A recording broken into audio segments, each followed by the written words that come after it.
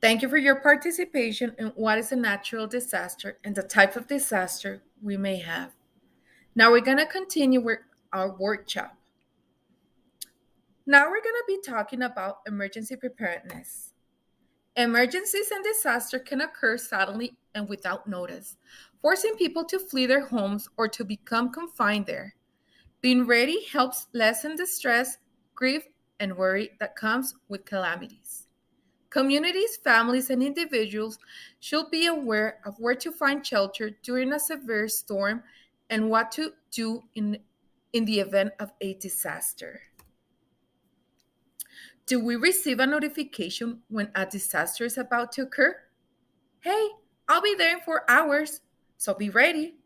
Of course not. We only receive a warning a few seconds before the disaster. California has a mobile application called Shake Alert, which is typically a 20-second warning signal. So there isn't enough time to get ready for a disaster in that amount of time. Therefore, it is essential to prepare in advance. Can someone explain what do you think this emergency backpack is? Yes? Thank you. The 72-hour emergency backpack has a lot of the critical vital survival gear needed to temporarily live away from home. The cost of this emergency survival pack is fair. A 72-hour backpack is used in situations where evacuation is necessary. We'll examine what a 72-hour backpack looks like. It's critical to realize that you must pack a bag for each member of your household. During the presentation, I'll need volunteers to assist me in responding to questions. Please remember that we're giving out supplies to help you to prepare your 72-hour backpack. So, are we ready? Let's start. Generally speaking, a human can survive without oxygen for 3 minutes if protected from a severe environment. You can go for 3 days without water, without food. You can live for 3 weeks if you have access to water and shelter. Water is very important. So, this is going to be our first item. The question will be, what will be the recommendation of water? Yes? Mary, very good. Great job. The recommendation is 1 gallon of water per person. You can come to the table and pick an item, please. Congratulations. The next item is an emergency hand crank flashlight. This hand crank flashlight is suggested because it features a radio that can receive signals, reach emergency broadcasts, and keep us updated. You have two options for powering this flashlight. It could be manually or with solar power.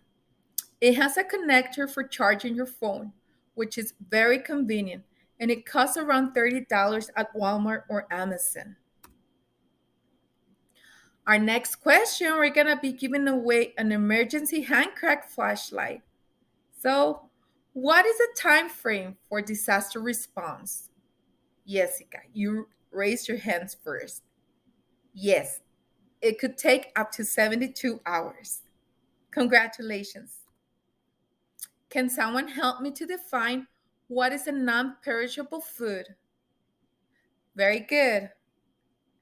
It's a food product with a long shelf life and don't require refrigeration to keep them from spoiling. Some examples are ready to eat canned meats, fruits, vegetables, protein or fruit bars, dry cereal or granola, peanut butter, dry fruit, canned juices. It's important to pack a can opener. We're going to need a first aid kit. They reduce the risk of minor injuries from worsening. Don't forget to pack your normal medications. If you have diabetes and need insulin, it is necessary to keep a bottle of water in the freezer that may be used to keep the medication at a cool temperature and later on employed as a drink. A suggestion is to take, if you're going to be using this frozen bottle, water bottle, a suggestion is to take an inch or two of water out first before placing it on the freezer. The next thing on the list will be personal documents, which we must have copies of and should keep in a sealed plastic bag to prevent water damage. You can keep a secure copy of them on a sealed plastic bag and store them on a USB as well. Or you may keep a copy of them in your email. Can someone please mention what type of documents we need to make copies of? Ernie? Yes. Thank you very much.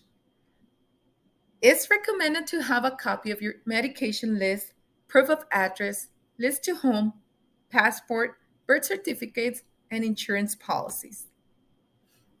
Our next item is going to be extra cash. Because ATMs and credit cards might not function during a disaster when you need to buy essential supplies, it is crucial to have small bills on hand. Why do we need an extra change of clothes? Somebody?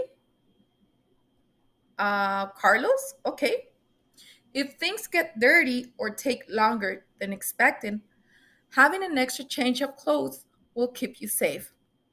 You might not have access to any other apparel for a time. Ensure that it's updated for the season and is sealed in a Ziploc bag. Now we're going to pass to our next item. Do we need to wash our hands during a natural disaster? Carla, what do you think? Yes, it's true. You need that water to drink. But it's important to maintain proper personal hygiene and washing hands. But you can use a hand sanitizer to help you and prevent the spread of disease. Yes, thank you, everybody. We already saw what we need to protect our pets during natural disasters. We already saw the items we need for a backpack. But Mark mentioned earlier in the presentation, what about people with disabilities during a disaster? People with disabilities are at increased risk of disease and mortality during a disasters. They are more likely than anyone else to experience severe challenges, such as being forced to leave their homes as a result of a disaster. So we're going to be using the same 72-hour emergency backpack, but we're going to modify to their individual needs. I'll be giving a general explanation, but if you feel like you need additional detail, come to talk to me after this presentation, please. First, you need to establish a support system of individuals who can assist you in an emergency. You can maintain a list of contacts in your emergency backpack. You can consider providing a trustworthy family member a key to your home or apartment, and you can tell them where do you store your emergency supplies. I'm sorry. You can prepare ahead of time for any accessible transportation you might require for an evacuation. Speak to your doctor or healthcare professional about what you might be able to do to keep any electrically powered and medical equipment in your home operating during a power outage if you use it. Example, you can have an electrical generator, but buy an extra battery for a powered wheelchair or have a manual wheelchair accessible in case you need it. Wear medical ID tags or bracelets. Additional include relevant medical information on your electronic devices. Also consider carrying printed cards or keeping information in your gadgets if you have a communication disability to let first responders and others know how to get in touch with you. Now, we're going to pass to our next activity. We're going to learn a survival skill. We're going to pass materials already cut in the size so you can only assemble a stove made of 2 soda cans. You're going to learn how to use it. Thank you.